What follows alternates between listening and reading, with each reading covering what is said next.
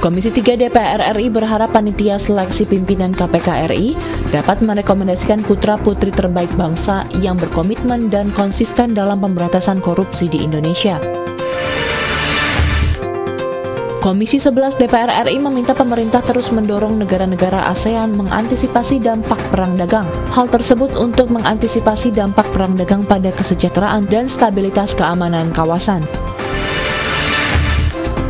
Komisi 2 DPR RI menginginkan adanya penataan rumah penduduk di bantaran Sungai Kahayan. Hal tersebut untuk mensukseskan program pendaftaran tanah sistematis lengkap atau PTSL.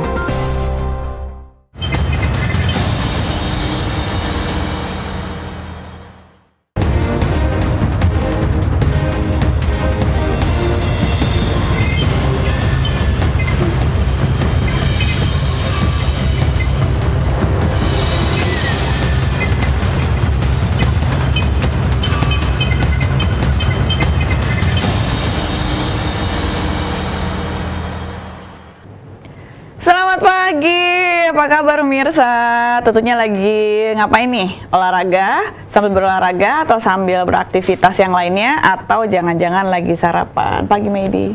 Pagi, Semangat sarapan kan? pasti semangat. Kan? Pagi. Semangat. Setelah sarapan, ngopi mungkin ya, atau minum teh. Nyapa pemirsa semua di rumah, mungkin ya kita memberikan berbagai informasi. Ini kalau di DPR RI banyak banget informasinya. Oh gitu, jadi pagi-pagi itu udah sarapan plus ngopi? Ngopi, harus. Kenapa nggak antar siang? Kan ngantuknya nanti siang-siang, bukan pagi-pagi. Menjadi budaya setiap pagi harus ngopi. Kalau kita mencintai produk kopi dalam negeri ini, seolah kita mencintai bangsa Indonesia. Wow, ini pagi-pagi ceritanya ini nih, banget ya. Iya bijaksana sekali ya pemirsa, puitis sekali nih ya. Tapi kalau misalnya ingat kemarin nggak kita sempat bahas ya di luar acara ini bahwa kok kemarin jalanan tuh lancar banget deh, kemana-mana tuh kayaknya deket banget gitu ya, waktunya tuh jarak tempuhnya nggak lama. Tapi kenapa pagi ini jadi macet lagi ya? Berarti sebentar lagi anak sekolah masuknya nggak nyambung juga ya? Jakarta nggak bisa diprediksi. Nggak bisa diprediksi. Artinya di Jakarta masih dihantui kemacetan yang luar biasa. Walaupun kemarin kita sudah bicara masalah Jakarta sudah mulai lenggang atau tidak macet lagi karena konon katanya libur sekolah masih, tapi ternyata hari ini macet luar biasa. Memang benar ya. Kirain berkaitan juga sama harga cabai naik, nggak ya? Orang jadi malas keluar gitu ya.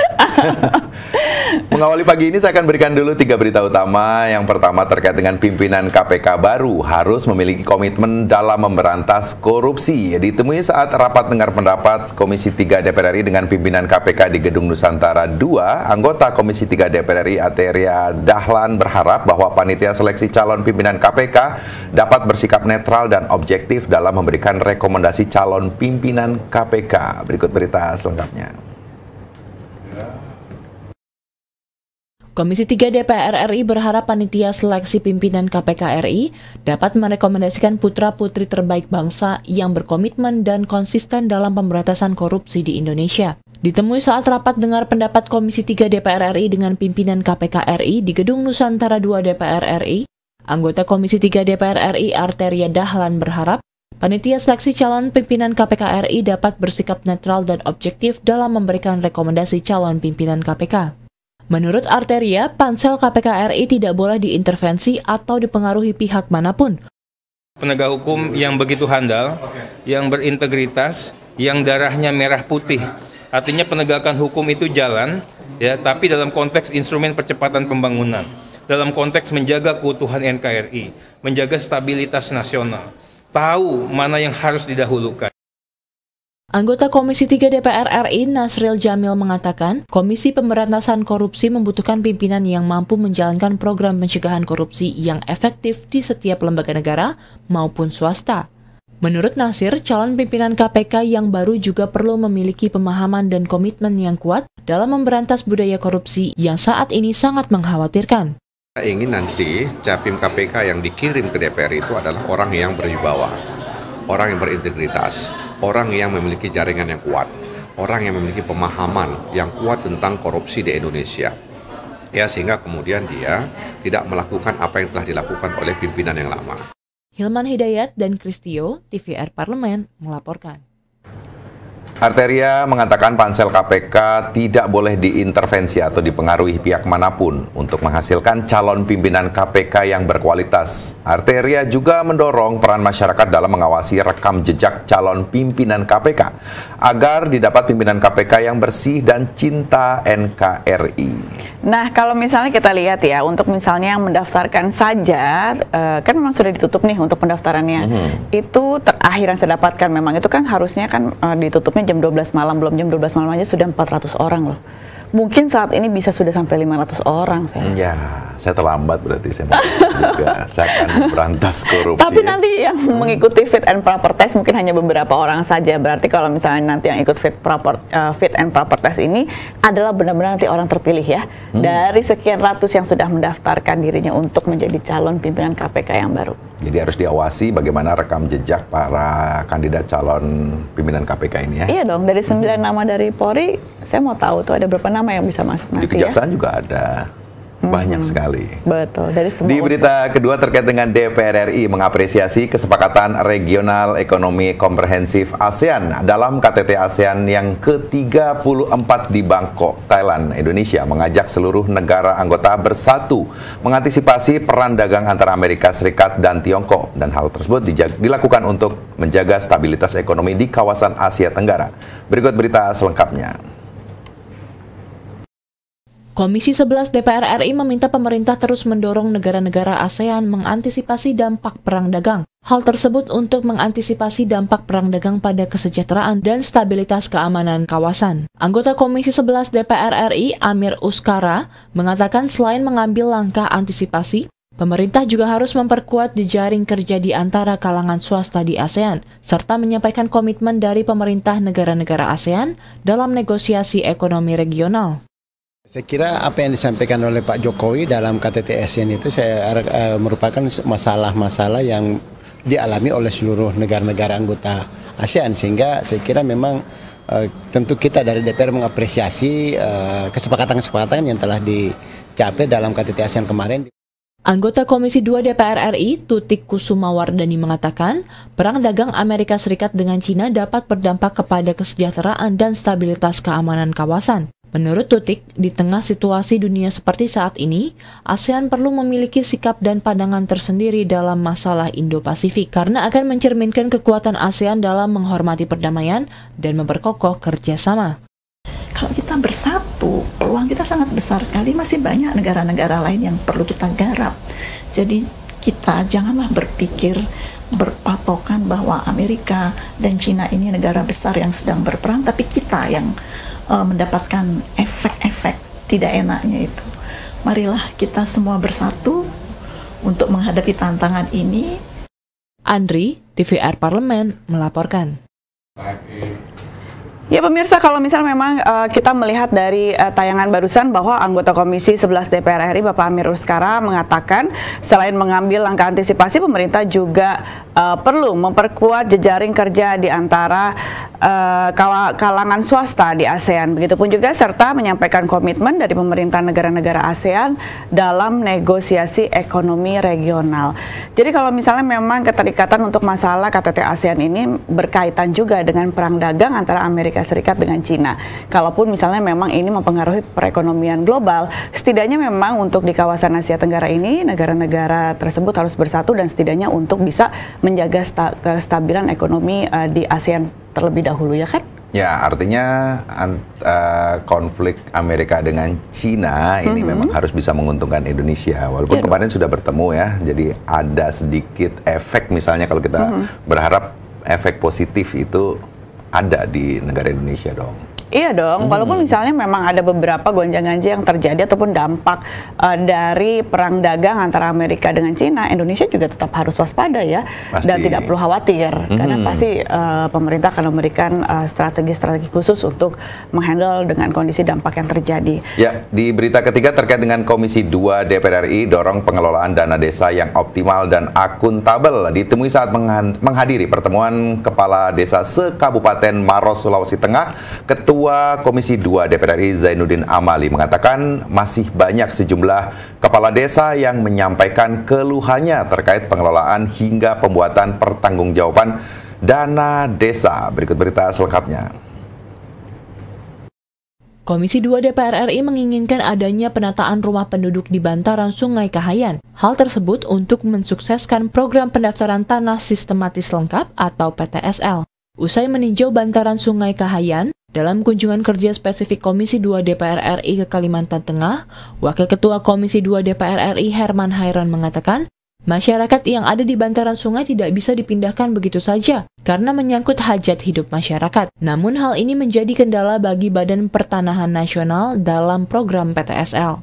Untuk itu Herman mendorong dibentuknya regulasi yang adaptif terhadap situasi masyarakat. Berada di sekitar sepadan sungai dan peraturan Menteri PU bahwa sepadan itu adalah 100 meter dari garis pasangnya air sungai. Nah, sehingga saya kira ini harus ditata karena kalaupun dipindahkan kan ini juga hajat hidup masyarakat. Anggota Komisi 2 DPR RI Firman Subagio menginginkan masyarakat adat mendapatkan kepastian hukum. Jangan sampai masyarakat adat berurusan dengan aparat penegak hukum ketika mereka mengelola tanah ulayat karena dianggap melakukan pelanggaran. Itu dikembalikan kepada masyarakat untuk dikelola, diberikan hak kepada mereka. Namun karena tata ruang sampai sekarang belum selesai, ini kan harus diselesaikan. Karena ini masyarakat kan juga harus ada kepastian hukum. Ini kembali jangan jadi objek aparat penegak hukum karena dianggap pelanggar hukum. Dari Kalimantan Tengah, Kota Cantik Palangkaraya, Gunarso, TVR Parlemen melaporkan. Zainuddin Amali mengatakan pemerintah daerah dan aparatur desa harus mempersiapkan diri dalam pengelolaan dana desa secara transparan dan akuntabel. Ia berharap bahwa pemberian dana desa tidak menambah potensi angka korupsi pada aparatur desa. Setuju banget ya? Lagi-lagi dana desa, karena kalau misalnya kenapa ya, untuk kalau udah bicara dana desa ini seksi sekali kelihatannya. Karena mungkin dana yang cukup besar memang dialirkan langsung ke desa-desa di seluruh Indonesia. Setidaknya ini memang diperuntukkan untuk pembangunan desa dan diharapkan tepat sasaran. Ya, kalau jumlahnya memang semakin hari atau semakin dari tahun ke tahun memang bertambah, cukup besar ya. Artinya memang kalau tujuannya dari pemerintah kan pembangunan ini berangkat dari pinggiran atau dari desa-desa. Tapi jika misalnya masalah teknis di lapangan, banyak sekali aparat desa justru yang masih bingung, ini gimana sih cara mengelola dana desa, atau jangan sampai mereka masuk kasus hukum gara-gara tidak bisa mengolah. Untuk itu DPR RI kan langsung meninjau langsung untuk misalnya ke lapangan, dan setidaknya ini adalah bentuk dari tugasnya sebagai dari sisi pengawasan ya. Ya, ada pendamping desa juga yang memang harus bisa memberikan pengarahan bagaimana cara mengelola terutama administrasinya kan. Iya dong, Medi. Dan tadi 3 berita ataupun informasi pemirsa yang mengawali Suara Parlemen DC pada pagi hari ini. Kini kami akan jeda terlebih dahulu karena kami akan hadir ke depan Anda dengan beberapa surat kabar yang terbit pada pagi hari ini. Jangan kemana-mana, masih bersama kami tentunya di Suara Parlemen.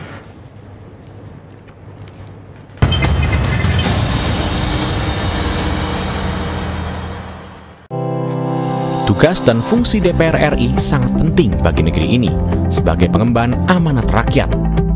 Namun tidak banyak yang tahu apa saja fungsi dan tugas dari DPR. DPR mempunyai 3 fungsi pokok, yaitu legislasi, anggaran, dan pengawasan. Ketiga fungsi tersebut harus dilaksanakan dalam kerangka fungsi representasi yang mengedepankan kepentingan rakyat berdasarkan aspirasi masyarakat dan untuk kesejahteraan rakyat. Dari fungsi legislasi, DPR RI mempunyai tugas dan wewenang untuk menyusun dan menetapkan program legislasi nasional bersama dengan pemerintah, menyusun dan membahas rancangan undang-undang, menerima rancangan undang-undang dari DPD, membahas rancangan undang-undang yang diusulkan oleh Presiden ataupun DPD, menetapkan undang-undang bersama dengan Presiden, menyetujui atau tidak menyetujui peraturan pemerintah pengganti undang-undang yang diajukan Presiden untuk ditetapkan menjadi undang-undang. Sementara, fungsi anggaran membahas dan memberikan persetujuan atau tidak memberikan persetujuan terhadap rancangan undang-undang tentang APBN yang diajukan Presiden, memperhatikan pertimbangan DPD atas rancangan undang-undang tentang APBN dan rancangan undang-undang terkait pajak, pendidikan, dan agama, menindaklanjuti hasil pemeriksaan atas pengelolaan dan tanggung jawab keuangan negara yang disampaikan oleh BPK, memberikan persetujuan terhadap pemindahantanganan aset negara maupun terhadap perjanjian yang berdampak luas bagi kehidupan rakyat yang terkait dengan beban keuangan negara. Dan fungsi pengawasan, melakukan pengawasan terhadap pelaksanaan undang-undang, APBN, dan kebijakan pemerintah.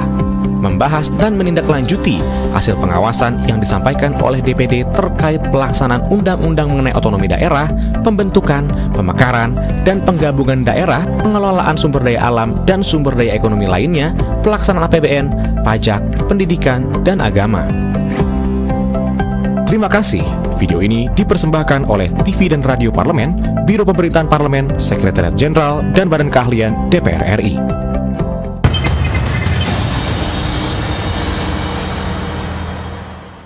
Sudah ada 3 surat kabar di meja kami pada pagi hari ini pemirsa, dan setidaknya juga saya penasaran ya, kira-kira pada pagi hari ini ada beberapa surat kabar yang memang agak sedikit juga membahas masalah politik.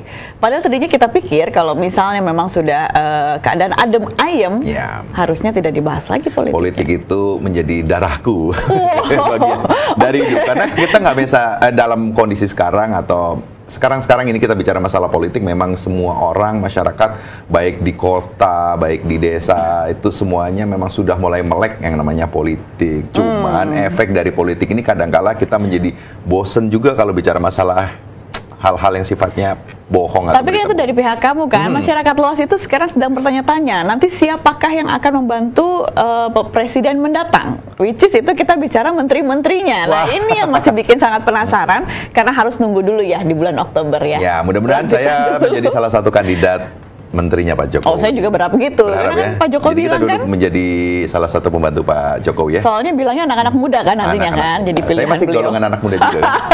Pemirsa, kami akan hadirkan dan apa saja yang memang akan kami bacakan di beberapa surat kabar pada pagi hari ini. Segera kami masuk dalam headline surat kabar.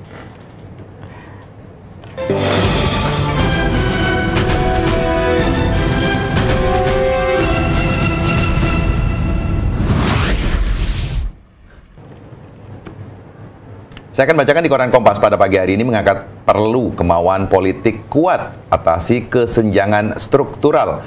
Demokrasi pasca reformasi yang sudah berlangsung lebih dari 20 tahun belum mampu menyelesaikan persoalan ketidaksetaraan akses dan kekuasaan pada kekuasaan. Kondisi ini menyebabkan kesenjangan sosial ekonomi tak kunjung bisa diatasi, padahal ketidakmampuan mengatasi kesenjangan struktural bisa menghasilkan ekspresi ketidakpuasan sosial di masa depan.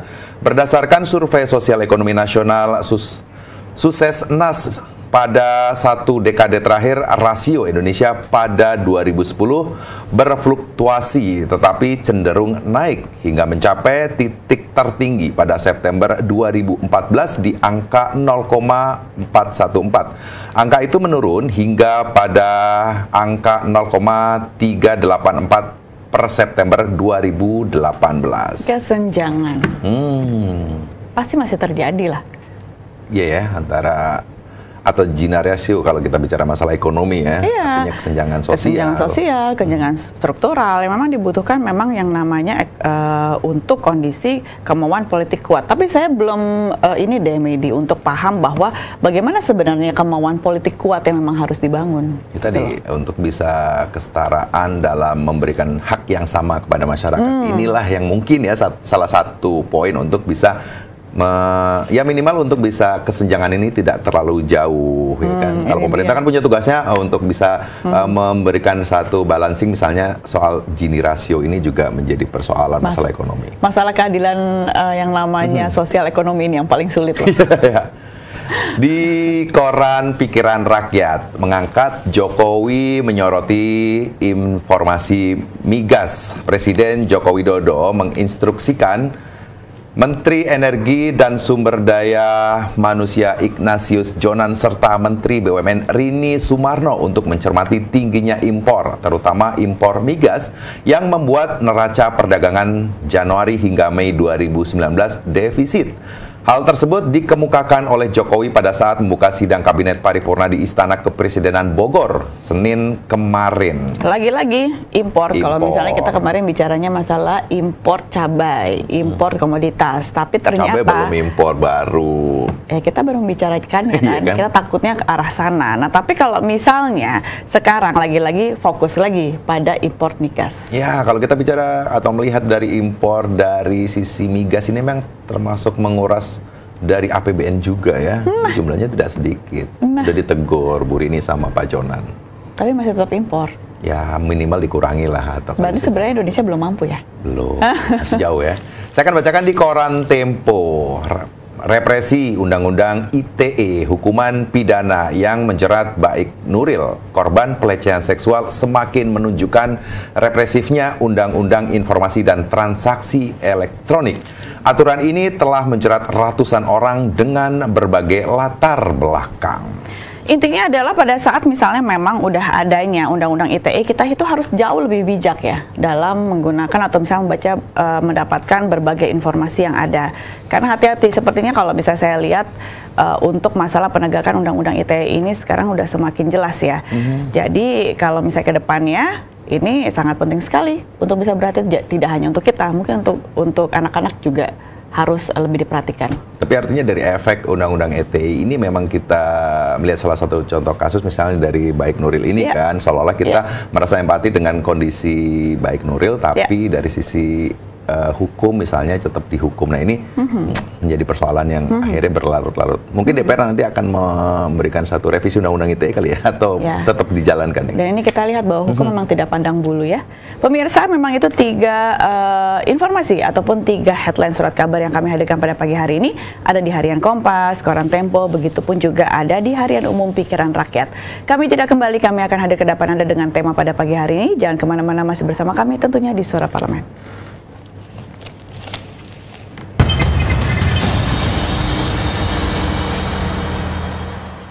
Indonesia merupakan negara yang menganut paham trias politika, yaitu suatu paham yang menyatakan bahwa cabang pemerintahan dibagi atas 3 kekuasaan, yaitu kekuasaan eksekutif, yaitu presiden sebagai pemegang kekuasaan dan pelaksana pemerintahan. Kekuasaan legislatif, yaitu DPR RI sebagai pengawas jalannya pemerintahan. Kekuasaan yudikatif, yaitu lembaga peradilan, memegang kekuasaan kehakiman yang merdeka untuk menyelenggarakan peradilan guna menegakkan hukum dan keadilan. Sebagai lembaga legislatif, secara konstitusional, yakni Undang-Undang Dasar 1945, DPR RI memiliki hak, yaitu hak interpelasi, hak angket, dan hak menyatakan pendapat. Dalam Undang-Undang Nomor 17 Tahun 2014 Pasal 79 Ayat 2, lebih lanjut diatur bahwa hak angket adalah untuk melakukan penyelidikan terhadap pelaksanaan suatu undang-undang dan atau kebijakan pemerintah yang berkaitan dengan hal penting, strategis, dan berdampak luas pada kehidupan bermasyarakat, berbangsa, dan bernegara yang diduga bertentangan dengan peraturan perundang-undangan. Berkaitan dengan penyelidikan terhadap pelaksanaan suatu undang-undang ini, maka semua lembaga yang dibentuk melalui undang-undang mendapat pengawasan dari DPR RI, termasuk Komisi Pemberantasan Korupsi atau KPK, yang dibentuk sesuai dengan Undang-Undang Nomor 30 Tahun 2002. Bentuk pengawasan tersebut meliputi kinerja KPK di bidang penegakan hukum yang berkaitan dengan pencegahan dan penindakan korupsi dengan mengedepankan prinsip transparansi dan akuntabilitas. Selain itu, dalam Undang-Undang KPK Pasal 20 Ayat 1 juga disebutkan bahwa pertanggungjawaban publik KPK harus ditujukan kepada Presiden, DPR RI, dan Badan Pemeriksa Keuangan BPK.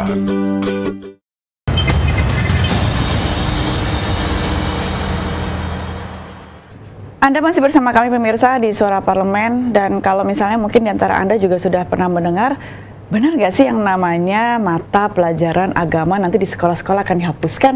Setuju nggak? Aku tidak setuju. Kenapa?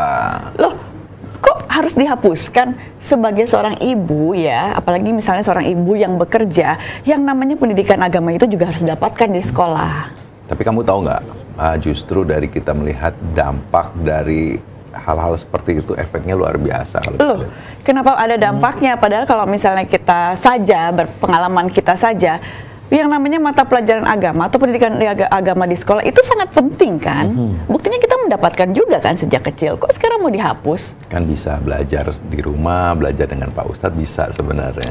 Tuh kan, kamu limpahin lagi ke Pak Ustadz. Pak Ustadz lagi. Ini kalau bicara masalah rencana atau beberapa hal yang membuat rame terkait dengan ada yang mengatakan bahwa pelajaran agama ini dihapuskan atau tidak. Nih kalau kita lihat Pak Setiono Juwandi Darmono yang menyebut bahwa pendidikan agama ini tidak perlu diajarkan di sekolah. Nih agama cukup diajarkan orang tua masing-masing atau lewat guru agama di luar sekolah. Ya kan ini mengatakan begitu juga nih tanpa disadari bahwa sekolah sudah menciptakan perpecahan di kalangan siswa. Mestinya siswa-siswa itu tidak perlu dipisah dan itu bisa dilakukan melalui mata pelajaran agama yang ditiadakan. Sebagai gantinya mata pelajaran budi pekerti yang diperkuat. Dengan demikian sikap toleransi siswa lebih menonjol dan rasa kebinekaan semakin kuat.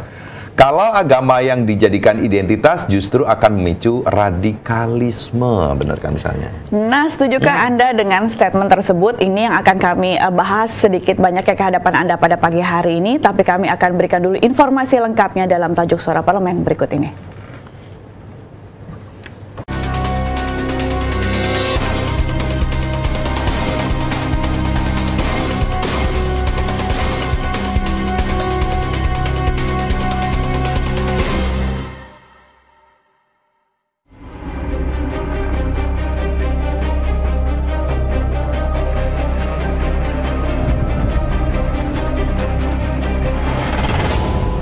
Wacana penghapusan pendidikan agama.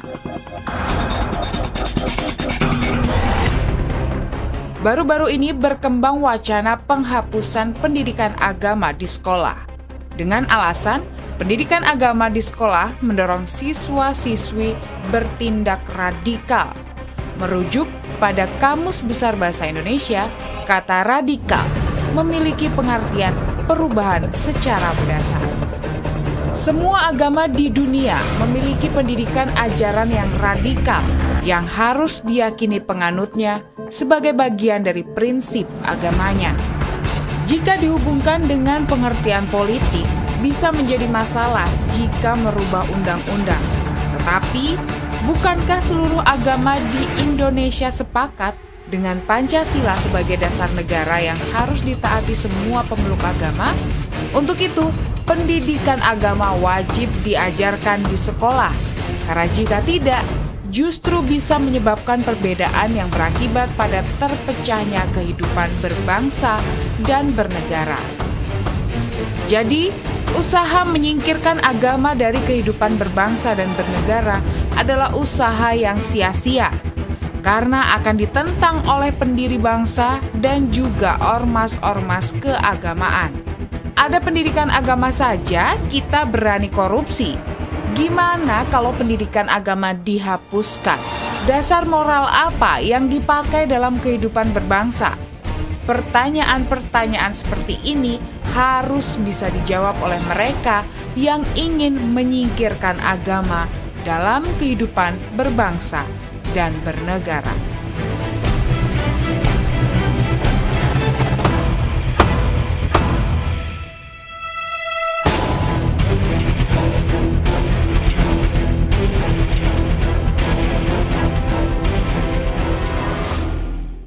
Nah pemirsa, kalau misalnya Anda melihat tayangan barusan, bagaimana? Apakah Anda juga setuju dengan saya yang kurang ataupun tidak setuju dengan mata pelajaran agama itu dihapuskan dari kurikulum dari sekolah? Tapi kalau berbeda dengan rekan saya Medi yang katanya lebih baik setuju dong, karena kan bisa diganti dengan mata pelajaran yang lain, misalnya budi pekerti, gitu kan? Ya, jadi lebih pada efek dari adanya mata pelajaran agama ini, saya melihatnya dari situ ya. Kalau misalnya bicara masalah etika, masalah ini kan sudah ada misalnya pelajaran penambahan-tambahan. Saya nggak tahu sih bicara seperti itu. Kan masih ramai nih, ada yang setuju, ada yang tidak setuju terkait dengan penghapusan. Kalau Pak Menteri sih mengatakan tidak akan menghapus mata pelajaran agama di sekolah-sekolah, misalnya, ini sudah statement jelas ya. Itu dia pemirsa, pro dan kontra pasti terjadi.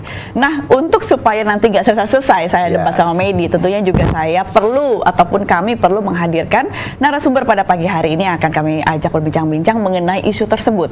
Sudah hadir bersama kami di sini pengamat pendidikan Bapak Nurdiansyah. Assalamualaikum, selamat pagi Bapak. Waalaikumsalam. Pagi Mbak. Terima kasih sudah hadir pada pagi hari ini. Iya. Soalnya masalahnya kita bicara masalah isu bahwa mata pelajaran pendidikan agama mau dihapuskan. Iya. Saya nggak setuju Pak, tapi Medi setuju. Ya kan, kalau misalnya dibahas kan nggak selesai. Iya. Tapi kalau misalnya Bapak melihat, betulkah dengan kondisi isu tersebut, haruskah dihapus mata pelajaran agama dari kurikulum sekolah? Iya, kalau kita lihat mengenai perkembangan daripada kehidupan anak muda sekarang, gitu ya, yang sudah cenderung agak ya sedikit keluar dari norma yang ada.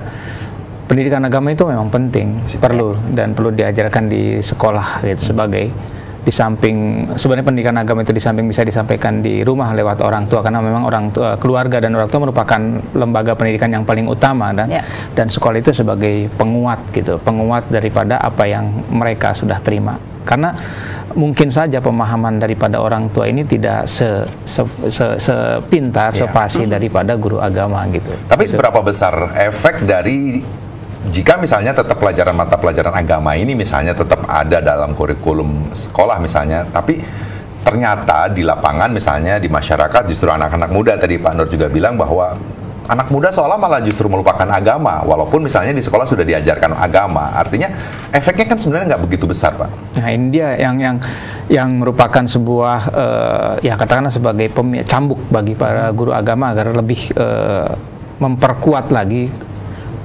katakanlah kompetensi, kemampuannya dalam hal tentunya kalau masalah pemahaman agama sudah tidak akan diragukan lagi, karena memang beliau-beliau ini merupakan yang keluar dari lembaga pendidikan ataupun dari universitas yang memang katakanlah memang berkecimpung dalam bidang keagamaan gitu kan. Nah, inilah yang mesti, artinya harus dibuat sebuah katakanlah aturan ataupun hal-hal yang memperkuat daripada pembelajaran agama, proses pembelajaran agama di sekolah ini. Artinya dari sisi isi materi dari pelajaran agama yang diperkuat, di situ yang bisa merubah misalnya karakter anak-anak atau siswa-siswa itu sendiri. Salah satunya memang demikian gitu. Di samping perlunya ada sebuah deregulasi lain yang memang katakanlah sebagai penguat daripada landasan bagi para guru dalam mengajarkan pembelajaran agamanya itu gitu. Tapi seberapa kuat dengan kondisi seperti ini, Pak? Jika misalnya kita lihat anak-anak sekarang dengan dunia yang tanpa batas ini, seolah-olah saya justru melihat agama itu seolah tersampingkan dengan sendirinya. Artinya mereka sudah, bahkan kalau kita bicara politik kemarin, politik identitas agama ini masih kuat sekali menjadikan satu perpecahan di antara masyarakat itu sendiri. Ya, itulah yang bisa kita jadikan sebagai acuan lah bagaimana upaya kita yaitu saling mengevaluasi baik dari pihak guru kemudian sekolah dan juga mungkin pemerintah bisa lebih memperkuat lagi pembelajaran agama itu, karena memang kadang-kadang seperti terjadi sebuah tumpang tindih dalam proses pembelajaran itu. Apakah pembelajaran agama itu lebih mengacu kepada akhlak, apakah proses pembelajaran itu lebih mengacu kepada pengetahuan kan begitu. Jadi kita fokuskan kepada tadi Bapak katakan bahwa memang perlu juga untuk dikaji kembali isi dari yang perlu diberikan kepada para siswa. Iya. Tapi kalau misalnya memang isinya nanti sudah dirubah, kalau misalnya nantinya guru-gurunya ini cara untuk mengajarkannya masih bersifat konvensional, karena berbeda sekali pada saat misalnya guru agama di zaman saya gitu Pak, kemudian juga harus mengajarkan metode yang sama kepada bentuk anak-anak seperti yang generasi muda sekarang. Ini sangat berbeda sekali pada saat memang cara-cara konvensional masih dipergunakan. Sepertinya kok belajar agama seperti terlihat seperti hafalan saja ya Pak?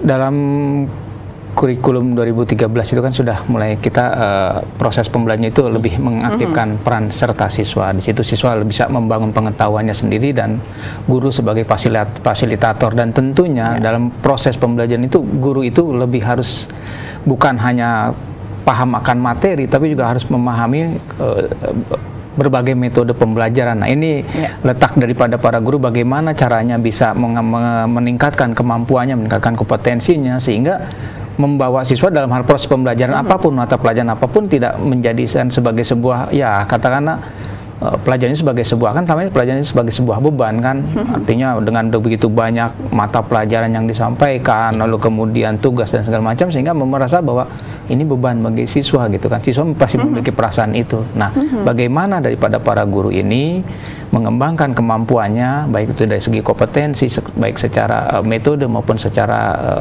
katakanlah kognitif daripada guru itu untuk bisa membawa siswa belajar, siswa paham, dan ya seperti yang katakan Mbak tadi, si anak jadi tidak merasa, ya katakanlah begitu jadi bergairah dalam pembelajaran pas pembelajaran itu. Karena kalau gitu. misalnya kita anak-anak sekarang kan Pak, bicaranya adalah pada saat memang memahami pelajaran itu dengan bahasa, memahami karena gurunya asik. Jadi bahasa guru asik ini kadang-kadang memang sering dipergunakan bahasa anak-anak sekarang. Muda, Nah, dengan kondisi sampai saat ini Bapak melihatnya, apakah memang jumlah guru asik tersebut minoritas atau memang sudah banyak yang bisa mengikuti dengan model ataupun gaya anak-anak sekarang? Mungkin kalau zaman itu mungkin ada masanya ya. Artinya mungkin katakanlah produk-produk saya dulu, guru-guru saya mungkin lebih mengacu kepada konvensional karena memang proses pembelajaran kurikulum yang mengacu ke sana adalah proses yang konvensional. Namun ketika mulai tahun 2013 ini, ketika digulirkan kurikulum 2013, bagaimana caranya guru itu bisa diterima siswa, apakah itu sebagai, ya katanya bisa sebagai seorang teman, bisa juga sebagai seorang guru, bisa juga sebagai orang tua gitu kan. Artinya peran ini begitu harus kompleks yang dimiliki oleh guru itu, dan ini memang tidak semuanya mungkin bisa gitu, karena tidak semua guru itu akan memahami anak muda.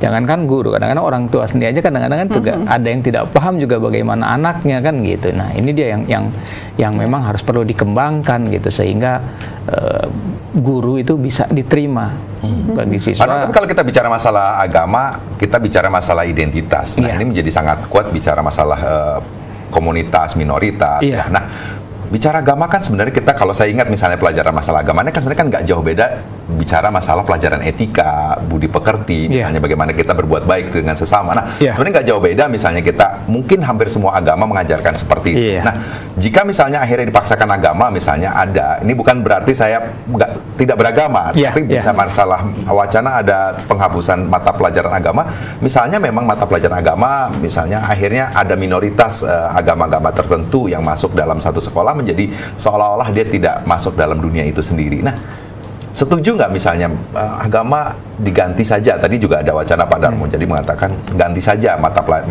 pelajarannya bukan mata pelajaran agama misalnya. Gini ya, Mas dan Mbak, masing-masing agama itu memang katakanlah memiliki ajarannya masing-masing dan tentunya ada konteks yang berbeda. Mungkin budi pekerti menurut Islam, budi pekerti menurut agama Kristen gitu kan, mungkin ada sedikit konteks yang berbeda gitu kan. Konteks berbeda itu dalam artian kalau di dalam agama Islam diatur sedemikian rupa, mungkin dalam agama Kristen ya katakanlah hanya secara garis besar atau bagaimana. Ini yang tentunya perlu dibantu oleh guru dalam proses pemahamannya gitu. Dalam proses pemahamannya. Karena kalau misalnya ya yang seperti saya katakan tadi, mungkin saja yang diketahui itu hanya sebatas kulitnya saja, tapi lebih mendalamnya. Apa sih konteks misalnya bagaimana kita harus menghormati orang tua? Mungkin dalam agama Islam ada beberapa poin yang harus dilakukan. Sementara dalam agama Kristen beda lagi. Nah, ini dia yang saya pikir jangan sampai terjadi sebuah ketumpang tindihan antara agama katakanlah hormat kepada orang tua menurut agama Islam, agama non-Islam seperti itu gitu loh. Jadi itu yang menjadi sebagai sebuah keberatan.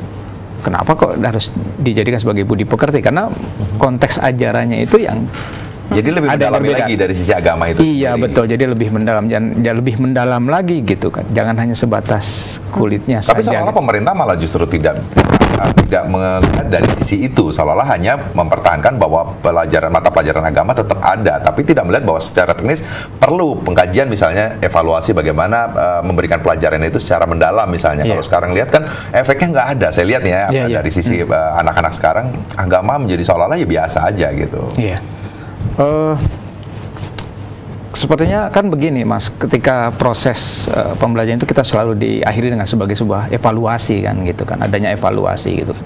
Nah, dalam evaluasi itu kan ada yang sifatnya kognitif, pengetahuan bagi anak, ada juga penilaian secara sikap, ada juga penilaian secara keterampilan dalam konteks kurikulum 2013. Nah, bagaimana makanya kemudian lewat kebijakan yang baru Menteri Pendidikan pada waktu itu bukan mengharuskan, artinya KI 1 yang dalam bidang keagamaan, religius, dan KI 2 dalam bidang sosial itu tidak lagi menjadi penilaian utama dalam pendidikan pembelajaran agama.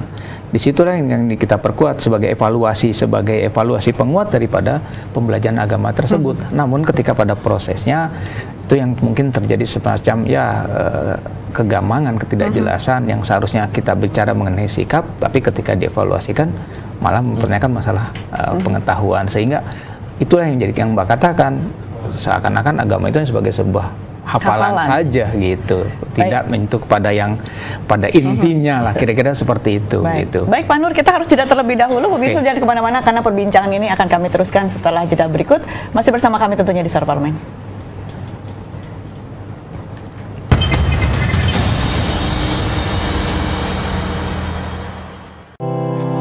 Tugas dan fungsi DPR RI sangat penting bagi negeri ini sebagai pengemban amanat rakyat.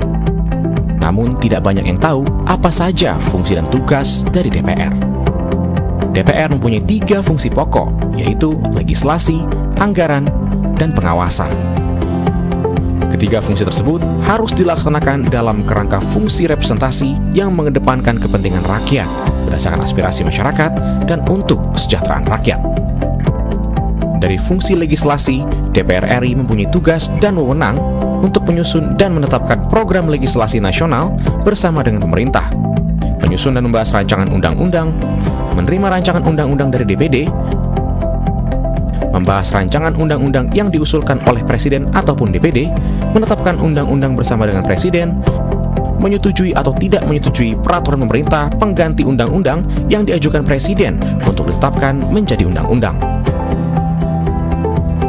Sementara, fungsi anggaran membahas dan memberikan persetujuan atau tidak memberikan persetujuan terhadap rancangan undang-undang tentang APBN yang diajukan Presiden, memperhatikan pertimbangan DPD atas rancangan undang-undang tentang APBN dan rancangan undang-undang terkait pajak, pendidikan, dan agama, menindaklanjuti hasil pemeriksaan atas pengelolaan dan tanggung jawab keuangan negara yang disampaikan oleh BPK, memberikan persetujuan terhadap pemindah tanganan aset negara maupun terhadap perjanjian yang berdampak luas bagi kehidupan rakyat yang terkait dengan beban keuangan negara. Dan fungsi pengawasan, melakukan pengawasan terhadap pelaksanaan undang-undang, APBN, dan kebijakan pemerintah, membahas dan menindaklanjuti hasil pengawasan yang disampaikan oleh DPD terkait pelaksanaan undang-undang mengenai otonomi daerah, pembentukan, pemekaran, dan penggabungan daerah, pengelolaan sumber daya alam dan sumber daya ekonomi lainnya, pelaksanaan APBN, pajak, pendidikan, dan agama. Terima kasih.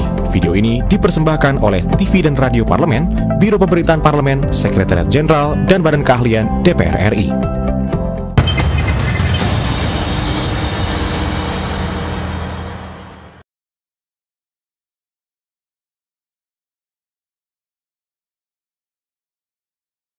Ya untuk ke depannya.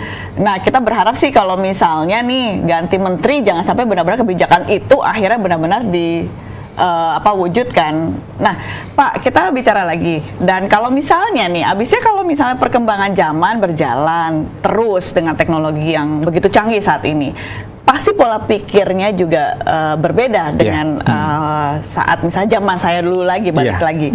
Dan kalau misalnya dengan kondisi pola pikir yang ada sekarang, pemerintah juga kan sekarang kita simpel saja untuk masalah KTP itu sudah ada agama Islam, Hindu, Buddha, Kristen, tapi ada juga kepercayaan. So ini adalah menjadi perubahan pola pikir atau framing dari anak-anak sekarang yang mungkin saja makanya kalau mendapatkan pendidikan agama ya seperti mata pelajaran yang formalitas saja. Itu bagaimana Bapak melihat kondisi tersebut?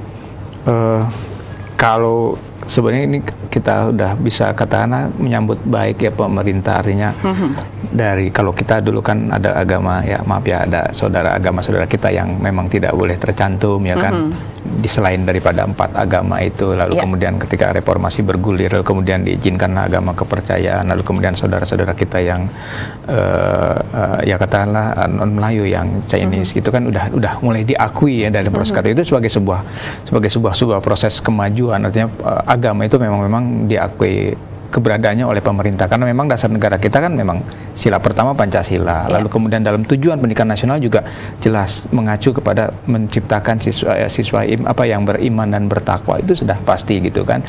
Jadi itulah bagaimana upaya daripada ya katakanlah pemerintah dalam hal ini kementerian agar tetap memberikan mengadakan pembelajaran agama Islam yang memang pada prosesnya kembali lagi kepada guru, bagaimana guru itu bisa membawa proses pembelajaran agama itu menjadi menarik, membuat mindset anak sehingga agama itu bukan hanya sebagai pelajaran, ya katakanlah pelajaran tambahan, tapi memang pembelajaran yang memang salah satu hal yang paling utama gitu kan, yang paling utama. Itu yang menjadikan bagaimana ya upayakanlah bagaimana pemerintah juga paham katakanlah para guru supaya bisa membuat mindset siswa itu tidak lagi melihat agama itu sebagai sebuah tambahan, beban atau apa gitu kan. Mengenai bagaimana deregulasinya atau mungkin pemerintah yang bisa mengkajinya, karena Bapak Ibu guru di bawahnya sebagai pelaksana saja, kira-kira demikian gitu. Meskipun jika kita melihat ke depan, ini pemerintahan kan yang baru belum terbentuk nih misalnya dari Pak kabinetnya misalnya. Nah, yang harus dilakukan pemerintah ke depan apa? Kalau kita melihat ke belakang misalnya bahwa politik identitas agama ini begitu kuat bisa memecah belah agama, saya yakin dari pilpres, pilkada atau pilkada dulu terus baru pilpres ini menjadi hal yang kita seolah-olah agama selalu dikaitkan dengan hal-hal yang sifatnya sara misalnya. Nah, jika ke depan apa yang harus dilakukan pemerintah terkait dengan misalnya walaupun Pak Menteri Agama Pak Lukman juga mengatakan tidak akan menghapus, tapi secara teknis masih menjadi hal yang momok besar. Apa yang harus dilakukan pemerintah ke depan? Kajian yang dilakukan oleh pemerintah harus ya paling tidak ya mengkaji kembali, mengevaluasi apa yang sudah terjadi, sudah dilakukan. Evaluasi lalu ada perbaikan kan, perbaikan lalu kemudian keluar dari regulasi baru, kebijakan-kebijakan baru yang itu kemudian menjadikan sebagai sebuah acuan dalam proses pembelajaran dalam agama itu. Mungkin saja agama itu mungkin jam bertambah gitu kan, atau mungkin lebih padat, atau menjadikan sebagai salah satu mata pelajaran yang sebagai penentu daripada dulu kalau kita waktu saya SD kan agama tidak boleh merah, PMP tidak boleh merah, ya itu kan. Nah, sekarang kan itu kan tidak ada. Mungkin saja itu bisa dijadikan, ya katakanlah mungkin ini salah satu ya bisa dijadikan sebagai diberlakukan kembali sebagai salah satu bahwa agama itu memang penting dan dibutuhkan. Masih gitu. dibutuhkan. Masih dibutuhkan gitu. Sehingga ada efek, bukan efek, katanya ada efek sebagai efek bagaimana siswa itu kalau kemudian mencoba untuk memahami agama itu secara maksimal, di samping memang tidak disalahkan dia harus mendapatkan di luar juga gitu kan sebagai ini. Tapi sekolah perlu memfasilitasi itu. Jadi PR besar juga untuk sekolah-sekolah nih ya pada saat memang untuk bisa mengcombine atau misalnya mengkolab yang namanya cara mengajar konvensional dengan gaya cara mengajar sekarang.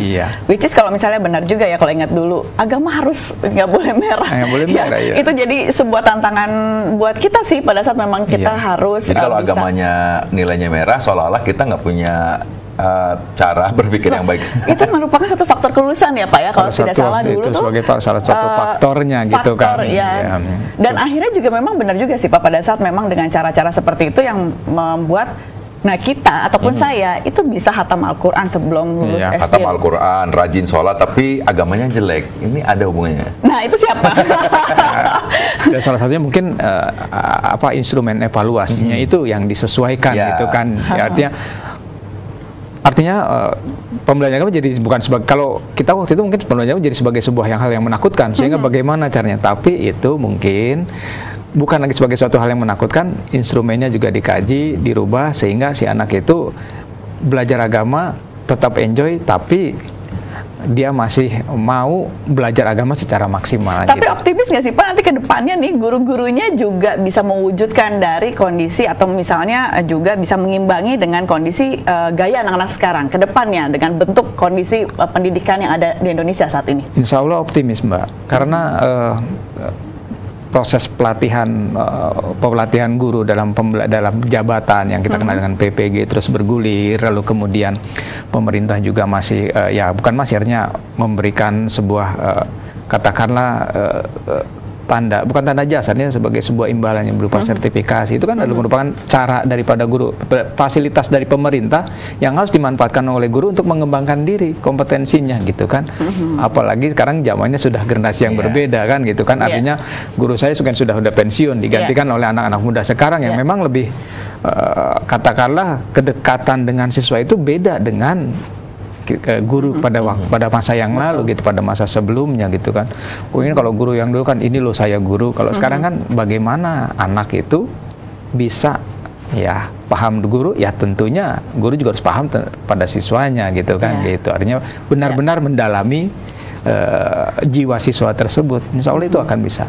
Dan kita juga nanti insya Allah saja ke depan tidak ada kondisi bullying lagi ya, Pak, tidak ada antara siswa dengan guru, jarak jangan terlalu jauh ya. Jadi kedekatan guru dengan siswa itu semaksimal mungkin harus ada gitu kan. Jadi di rumah anak merasa nyaman, di sekolah juga dia akan merasa nyaman gitu. Mudah-mudahan pengen besarnya bisa dijawab oleh para guru ke depan. Insya Allah ya, mudah-mudahan saya optimis. Selaku Bapak juga kan nanti mengajar juga di sekolah. Iya, betul. Terima kasih ya Pak ya. Dan pemirsa, kini giliran kami membacakan ke depan Anda untuk agenda maupun kegiatan Dewan untuk hari ini Selasa 9 Juli 2019. Kami hadirkan juga di layar kaca Anda, Medi. Di pukul 8.30, Sekjen mengadakan sosialisasi aplikasi Sincan di ruang Pansus B. Dapat Anda saksikan di layar kaca Anda agenda Dewan pada hari ini. Ya, dan sepertinya memang kegiatan anggota Dewan pada hari ini berjalan hingga malam hari nanti pemirsa, karena mungkin juga masih mengerjakan beberapa target yang harus diselesaikan hingga akhir masa jabatan. Demikian Suara Parlemen pada pagi hari ini. Saya Yusli Yanti. Saya Medi Nugroho. Tentunya bersama Bapak Nurdiansyah sudah hadir pada pagi hari mengucapkan terima kasih atas perhatian Anda. Sampai jumpa. Pak Nur, terima kasih. Terima kasih.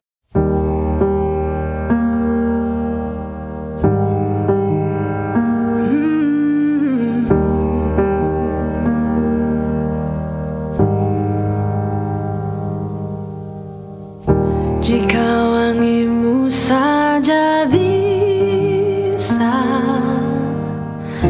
memindahkan duniaku, maka cintamu pasti bisa mengubah jalan hidupku. Cukup sekali saja aku pernah merasa betapa menyiksa kehilanganmu. Kau tak terganti, kau yang selalu ku nanti.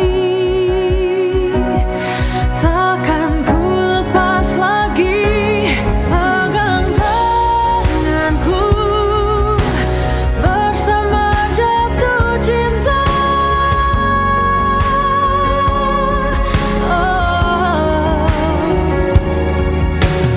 Kali kedua pada yang sama.